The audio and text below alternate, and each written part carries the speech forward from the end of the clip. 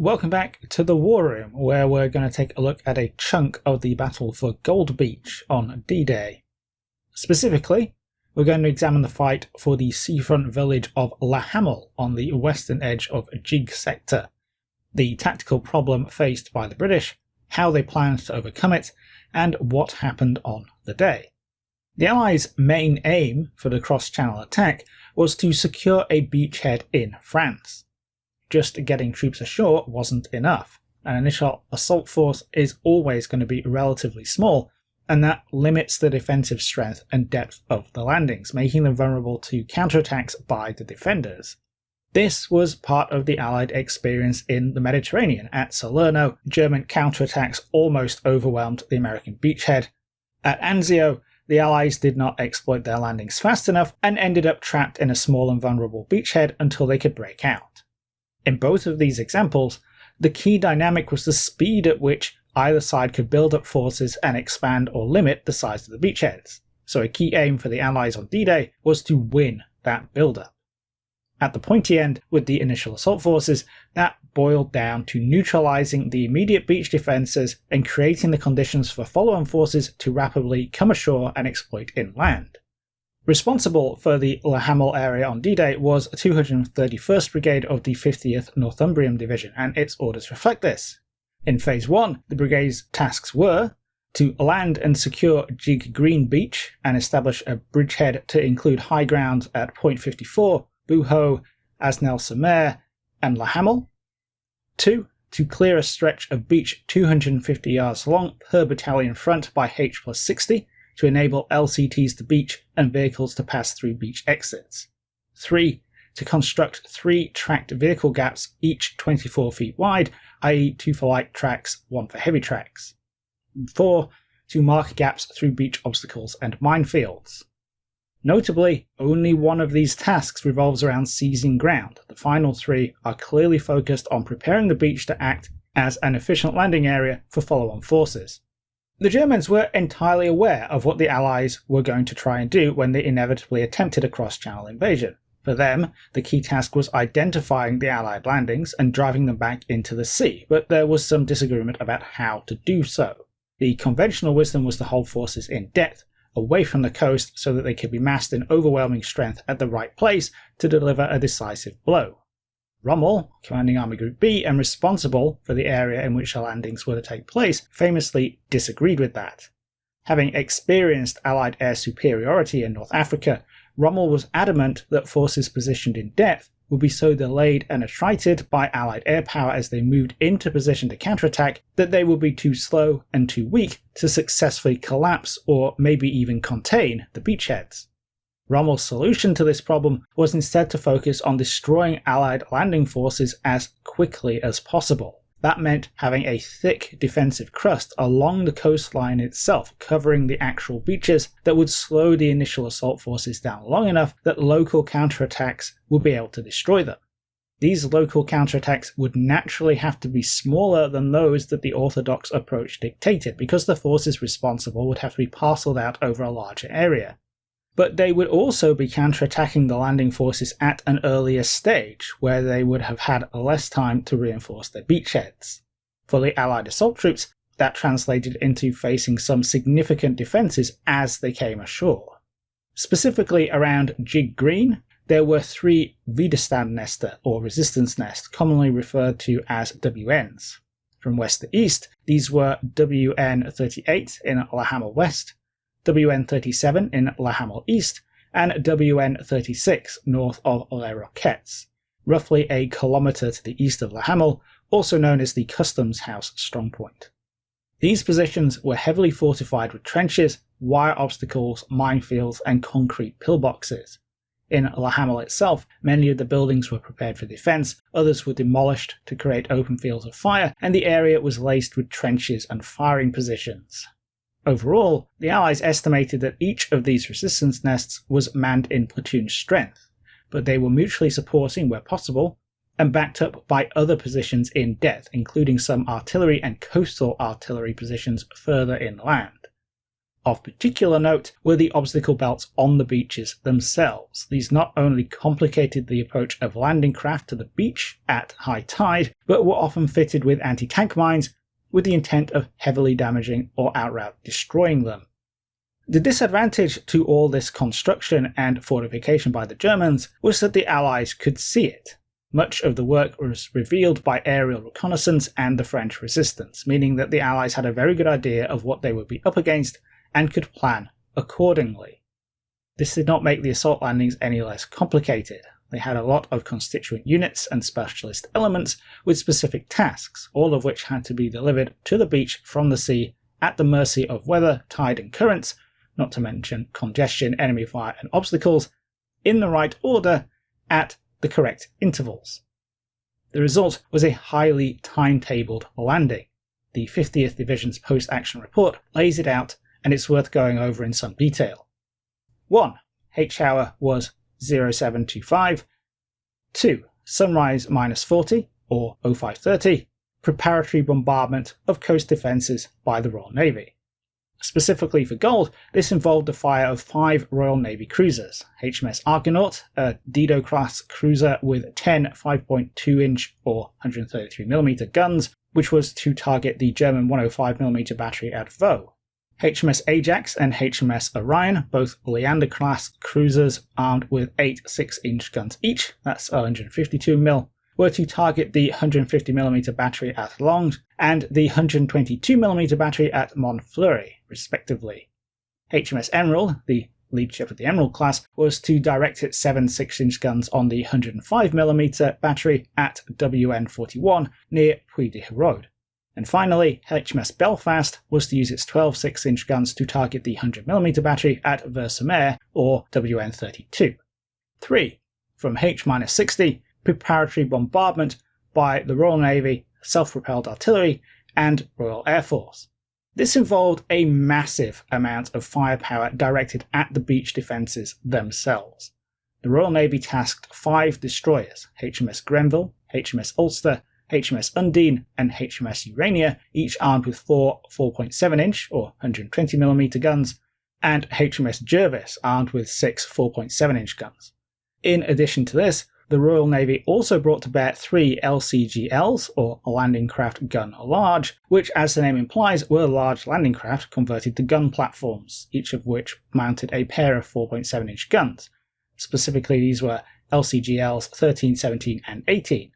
There were also 4 LCTRs, 434, 435, 436, and 438. These were landing craft tank rockets, which were converted LCTs, replacing their cargo capacity with 1,000 5-inch rockets. Finally, there were a number of other converted landing craft assigned to the sector, including landing craft flak, mounting anti-aircraft cannon that were obviously primarily for air defense but could engage in direct fire at the beaches, and LCA-HRs. These were small assault landing craft of the same type the infantry would be going ashore in, but fitted with Hedgehog Spigot mortar launchers. The Hedgehog is actually an anti-submarine weapon, which fires a salvo of 24 bombs in an oval pattern, each with a 14 to 16 kilogram warhead depending on the filling. The concept here was that the Hedgehogs could blast gaps in wire obstacles and minefields at the edge of the beach. This might sound like overkill for the 3 platoons of anticipated defenders, but were not done yet. With self-propelled artillery pieces set to come ashore anyway, and with the landing craft transporting them being open-topped, it was decided that they could contribute to the bombardment while they were waiting their turn to land. So in addition to the naval fire support, the 90th City of London and 147th Essex Yeomanry Field Artillery Regiments were to join in with their Sexton self-propelled guns. That translates into an extra 48 25-pounders and a considerable amount of ammunition. The 147th, for example, was allocated 3,800 rounds to use before they hit the beach. Finally, Allied air forces were also incorporated into the preparatory bombardment, as well as RAF Bomber Command striking targets overnight. The bombardment for Gold Beach as a whole involved 43 squadrons of American B-17s from the 1st Bombardment Division 8th Air Force. More aircraft from the RAF's 2nd Tactical Air Force would be overhead throughout the day. All of this supporting fire was to be poured on right up until the landing craft hit the beach in order to maximise the suppressive effect. But much of it was also available to support troops once they had gotten ashore as well, and considerable efforts were made to attach forward observer teams and set up channels for headquarter units to call for fire. 4. H-5 DD squadrons arrive at firing positions on the beach. DD tanks were specialised converted Shermans, equipped with a canvas screen and propellers that were capable of swimming short distances in calm seas. So the theory was that they would launch from LCTs offshore, swim to the beach, collapse their screens, and then function as conventional gun tanks. The idea was to get armour onto the beaches as early as possible to start destroying and suppressing enemy positions as they recovered from the preparatory bombardment, and before they were in a position to repel the assault infantry that was on the way. 38 Sherman DDs of the Nottinghamshire Yeomanry, the Sherwood Rangers, were assigned to land in Jig Sector, carried by the 12 LCTs of the 15th LCT Flotilla. 5. H-Hour Armoured Assault Teams land. The Armoured Assault Team's job was to enable movement off the beach, and to that end they were made up of a lot of specialist engineering vehicles. The Jig Sector landings involved 3 assault teams of 6 vehicles each, 2 Churchill AVREs with bobbins, 1 carrying a fascine, 2 Sherman Crabs, and a bulldozer. The AVREs were all armed with a 230mm petard mortar for destroying enemy positions, with the added bonus that the short stubby barrel allowed other equipment to be carried. The bobbin was a giant spool of canvas that rolled out behind the tank to provide a more tenable surface for follow-up vehicles to use and avoid bogging on the beach. The fascine was a huge bundle of wooden beams or logs that the tank could dump into obstacles like anti-tank ditches to create crossing points. Both of these variants could obviously revert back to gun tanks once they had deployed their specialist gear. The Sherman Crab was a flail tank designed for clearing minefields. It's got a great big drum on the front covered with weighted chains. The idea is that this drum spins around at high speed and the chains beat the ground in front of the tank, detonating any mines that they hit. When it's not flailing, the Crab functions like a standard gun tank. Finally, the bulldozers are there to help create beach exits by flattening out the dunes at the edge of the beach.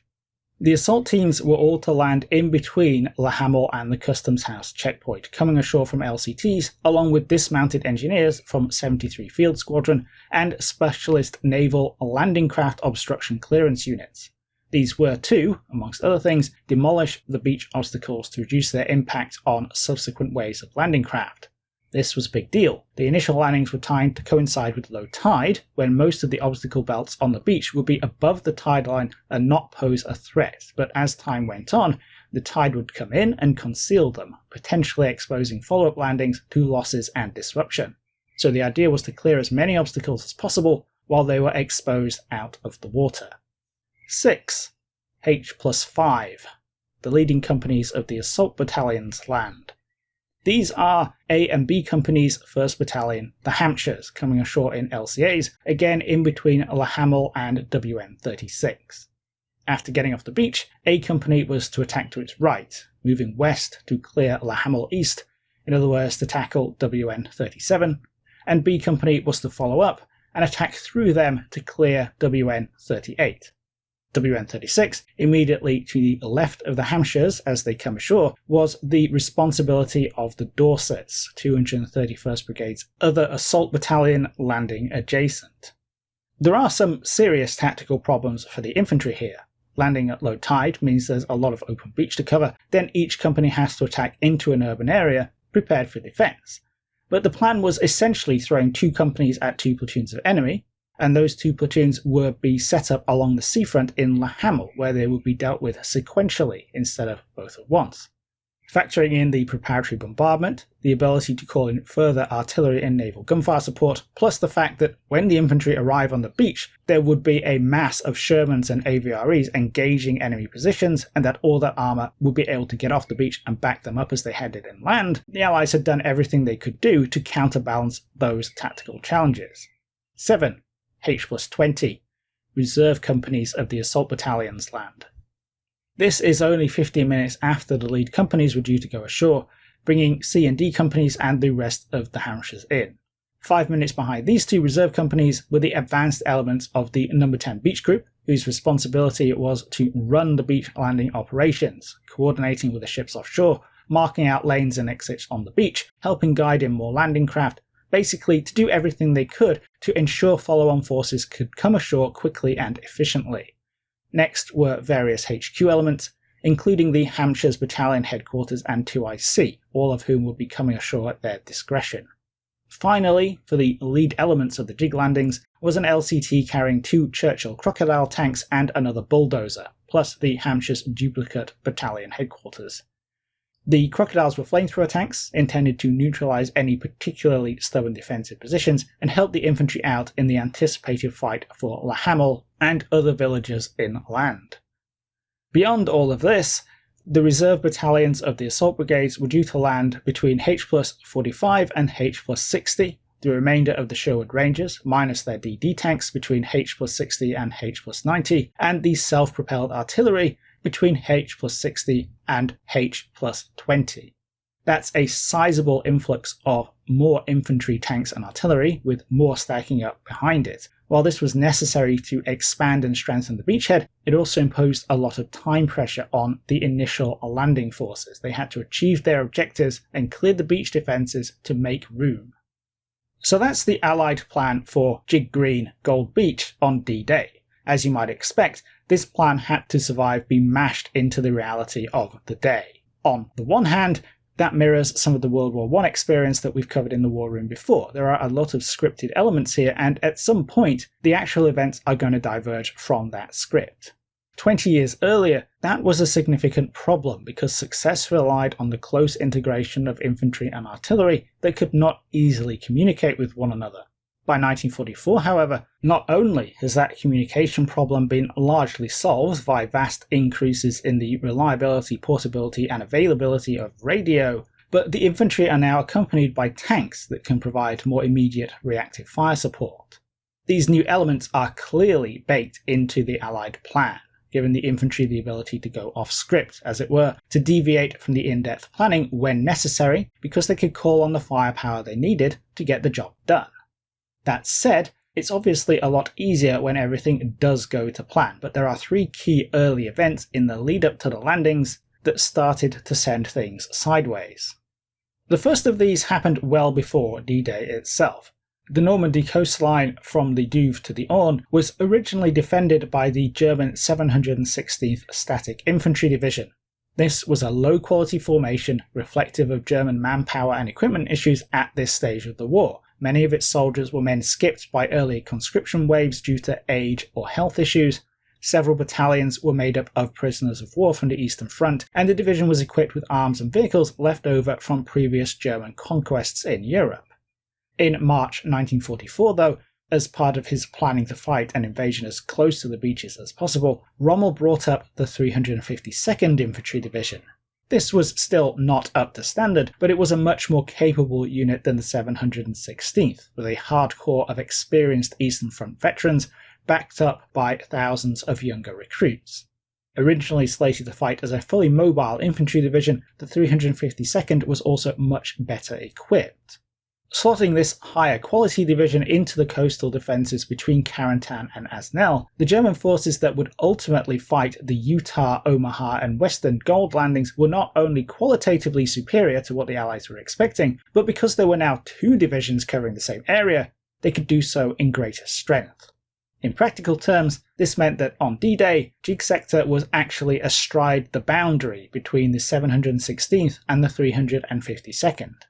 While the estimated single platoon of troops remained defending WN-36 on Jig Green's left, Hamel was actually defended by a whole company of the 352nd, not 2 platoons of the 716th. In other words, WNs 37 and 38, as well as the villages of Hamel and Asnel in general, were much better defended than anticipated. Secondly, the preparatory bombardment did not go entirely according to plan. The weather on the morning of June 6th was poor, leading to the aerial component mostly missing its targets.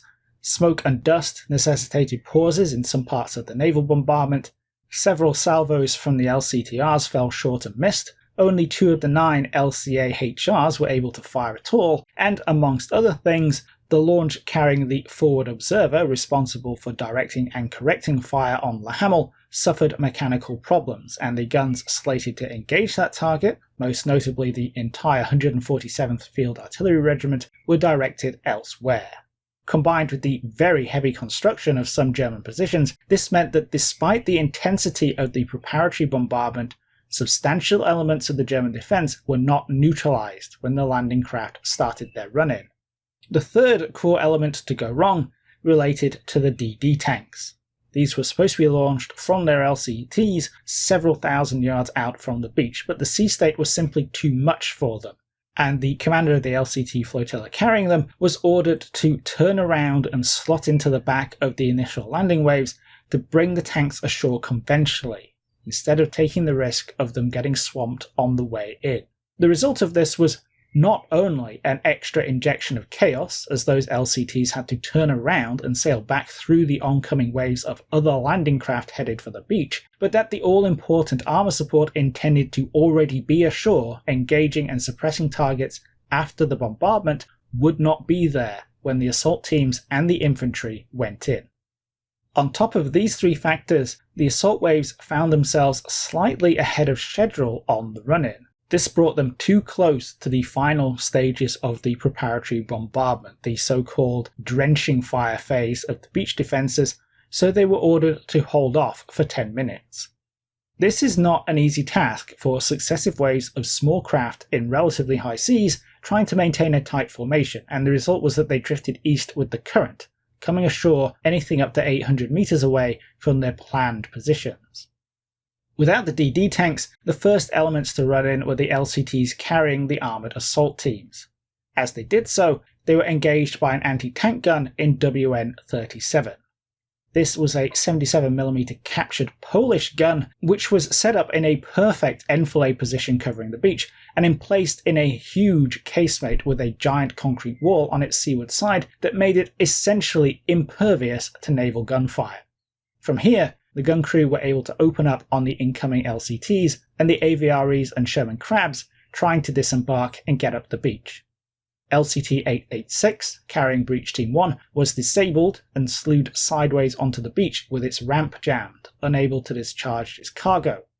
Of the 12 remaining tanks of Breach Teams 2 and 3 assigned to Jig Green, most either bogged in the soft clay patches of the beach or were knocked out by flanking shots from WN-37. To add to the problems, the commanding officer of the breach teams, Major Elphinstone, was killed soon after landing.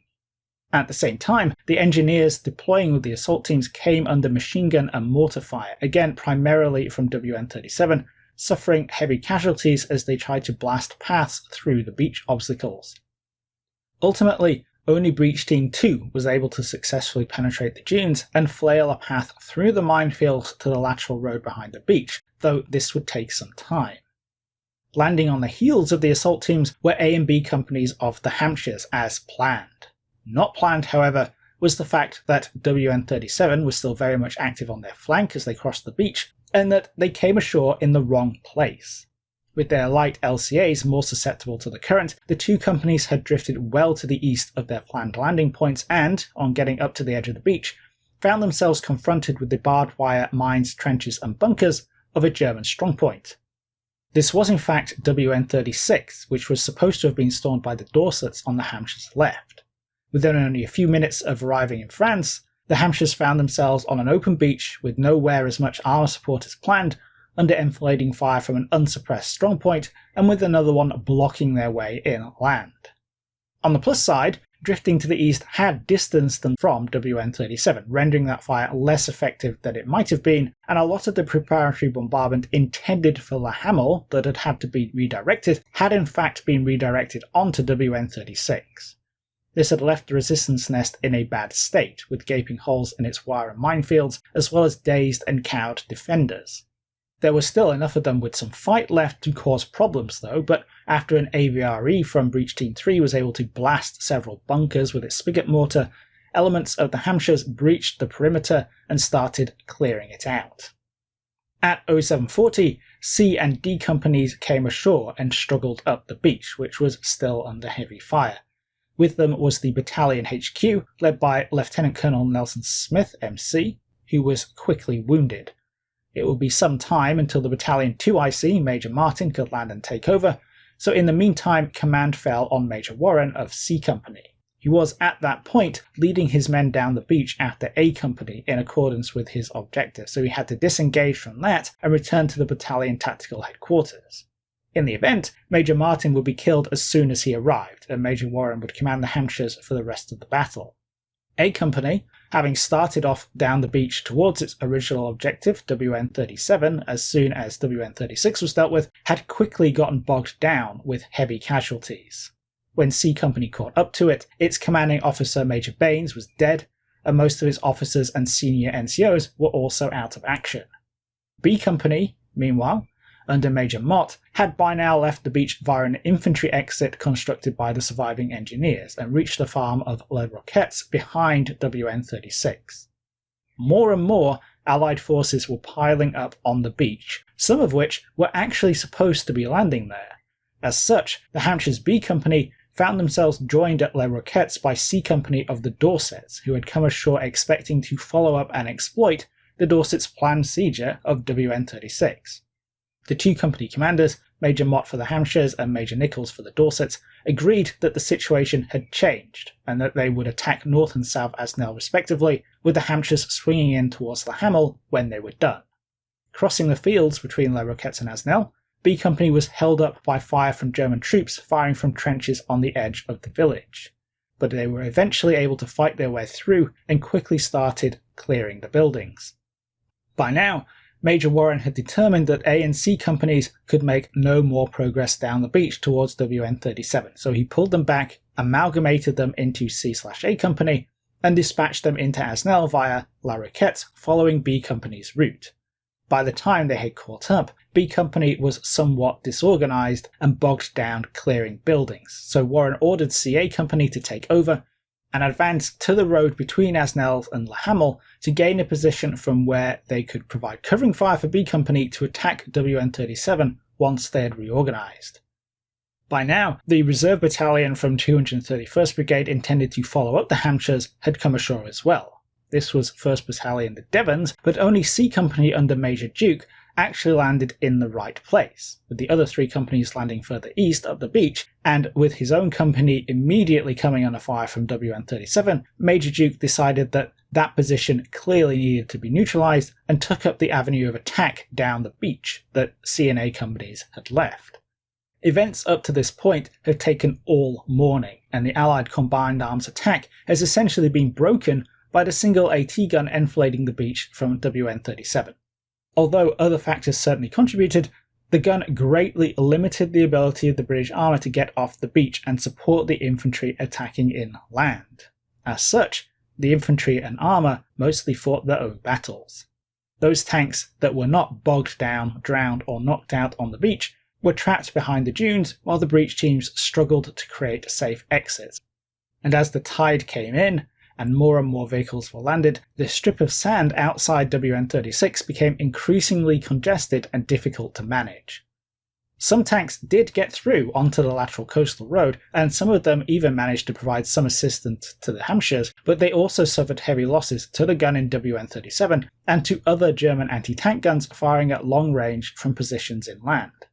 This left the infantry to tackle Asnells and Le Hamel on their own.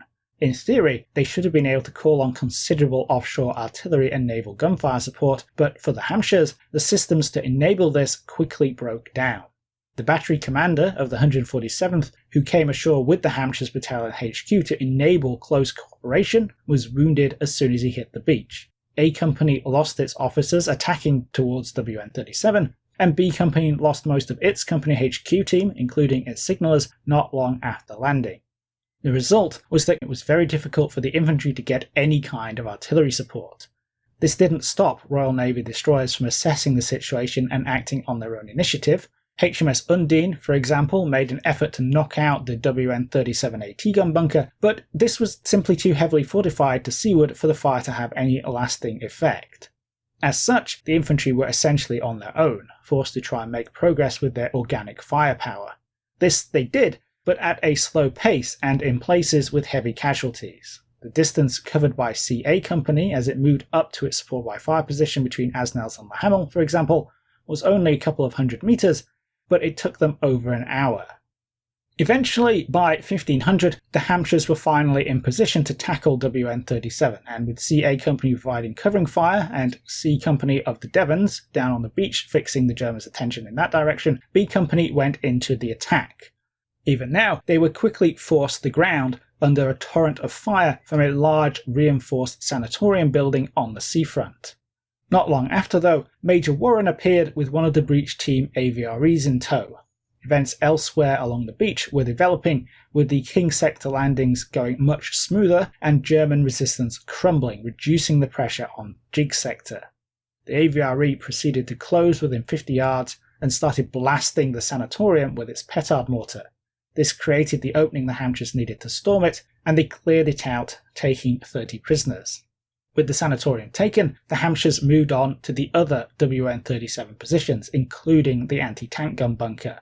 This was neutralised by either the AVRE shooting it in the rear, or by direct fire by sextons of the 147th Field Artillery Regiment, who had come ashore and engaged it frontally from the beach. Regardless, the anti-tank gun was finally out of action, and the beach operations could kick up a gear now that they were no longer under direct fire. As B Company mopped up WN-37, CA Company moved west and started fighting its way through the fortified houses along the seafront to clear WN-38. This too was hard fighting, but more AVREs filtered into the Hamel to assist, or the crocodiles, which had been assigned to this task, had drowned as they came ashore. Contact had also been re-established with the naval vessels offshore. By now the Hampshires were too close to the enemy to risk using the main armament of the destroyers, but smaller guns and automatic cannon, mounted on various LCT types, were able to contribute, drenching the German positions one by one and keeping them suppressed while the AVREs and infantry moved up to finish them. This final attack still took a long time. CA Company had not only suffered heavy casualties, but had been in action since 0740 in the morning. It wasn't until 8 o'clock in the evening, almost 12 hours later, that Le Hamel was finally declared clear. But clear it was, leaving the Hampshires and the other 231st Brigade battalions to push on to their next objectives and expand the beachhead as increasing numbers of men, tanks, artillery vehicles and supplies all poured ashore. So, what makes the fight over Le Hamel interesting from a tactical history perspective? Firstly, it's a prime case study of the effects of friction. This is Clausewitzian friction, the force that makes everything go wrong and makes the simplest of things difficult. We've seen the level of planning put into the landings in Jig Sector and the way that offshore fire support, landing craft, infantry, armour and engineers were all integrated into the plan to overcome both the tactical challenges of getting off the beach and the operational challenges of creating the conditions for a rapid influx of follow-up forces to exploit and defend the initial beachhead. But reality very quickly went in a different direction to the plan. The preparatory bombardment didn't effectively suppress all the German positions. The combined arms team set to land on the beach was broken up, first by the choppy seas delaying the arrival of the DD tanks, and then by the AT gun in WN-37.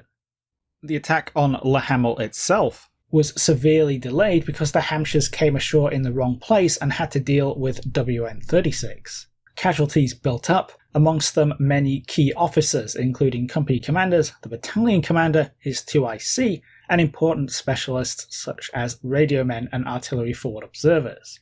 Obviously the details are specific, but all these little deviations from the plan that create spiraling chaos and confusion, all these elements that come together in unexpected ways to dislocate forces, break up combined arms and stall timetables, are all completely normal. What matters is how forces on the ground deal with all the friction. Good planning and rehearsals, good training and leadership, low-level initiative and an understanding of the bigger picture can all help mitigate the effects of friction, but it is always there. And sometimes friction conspires to reshape or present tactical problems that just don't have an immediate solution. Tying into this is the second reason that the Hamel battle is so interesting. The single anti-tank gun in WN-37 enfilading the beach was the prime source of British troubles. That one gun protected to seaward from naval gunfire and from landward by German infantry, very effectively broke the British Combined Arms team landing on Gig Green into its constituent parts. With their anticipated supporting armour stuck on the beach, the British infantry was forced to grind its way forward at slow speed and high cost. This was exacerbated by the breakdown of communications with offshore fire support, but the key problem was the lack of the more reactive and flexible tanks.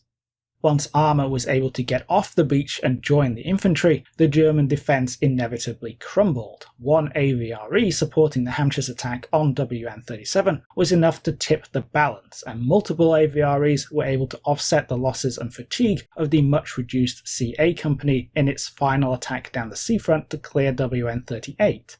In other words, the right unit in the right place at the right time can have a disproportionate effect. If the WN-37 AT gun had been knocked out earlier, if it had been poorly crewed, if it had been low on ammunition, if it had been a smaller caliber, or if its bunker had been a different design or still under construction, then the British Combined Arms team landing on Gig Green would have been able to operate as intended and, as evidenced by events later in the day, probably taken Hamel much earlier.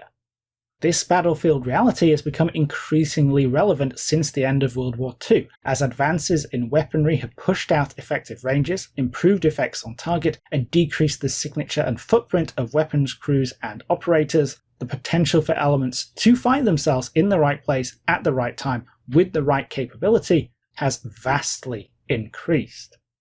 The British were eventually able to overcome the AT gun position by flanking it through Hamel, but only after it had imposed serious delays, which could have been taken advantage of by other German forces if the situation had been different. So that's a very quick look at the battle for Hamel on Gold Beach on the 6th of June 1944. Hope you all found this to be an interesting angle on it. If you would like to see these videos early and support the channel, you can do so via Patreon and YouTube memberships. Whether you do or not, thanks for watching, and I'll catch you in the next video.